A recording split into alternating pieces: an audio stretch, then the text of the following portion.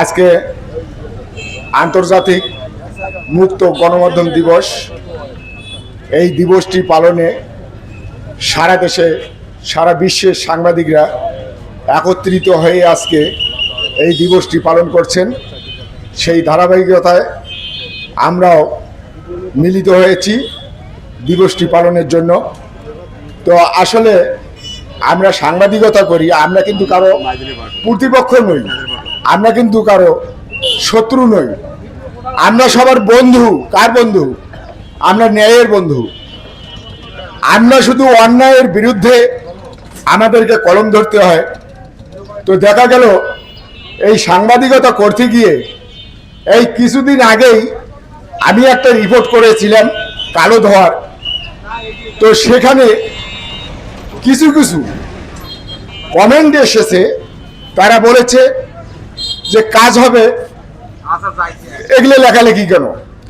তো দেখা গেল এটার কিন্তু নির্ধারিত একটা জায়গা আছে কালো ধোয়ার, যে একটা ফাঁকা জায়গায় সেটা বসিয়ে কাজ করানো। তো একটা আবাসিক এলাকায় যেভাবে কালো ধোয়া মানে বিস্তার করছে, তো দেখে ভয়াবহ অবস্থা। তো সেখান থেকে যখন এলাকাবাসীরা আমাকে খবর দিল, আমি ঘটনাস্থলে গিয়ে সেই সংবাদটাকে তুলে নিয়ে আসলাম।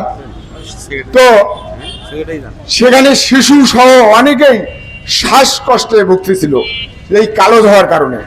সেই সংবাদটি যখন আমি করলাম, অনেকেই যারা মানে দালাল চক্র বলা যায়, যারা সুবিধা ভোগ করে তাদেরকে বলা যায়, অনেকে এরকম কমেন্ট করতেছে যে এখানে আপনার সমস্যা কি হয়েছিল যে আপনাকে লিখতে হলো।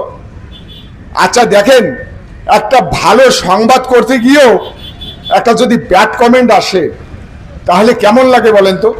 অনেক সময় ভালো কাজ তুলে নিয়ে আসতে গিয়েও লাঞ্ছনা বঞ্চনার শিকার হই। যাই হোক, এভাবেই অনেক সাংবাদিক আজকে নিহত হয়েছেন। কিছু কিছু বিচার হয়েছে, আবার অনেকের বিচার হয়নি, সেই পরিবারগুলো বিচার পায়নি।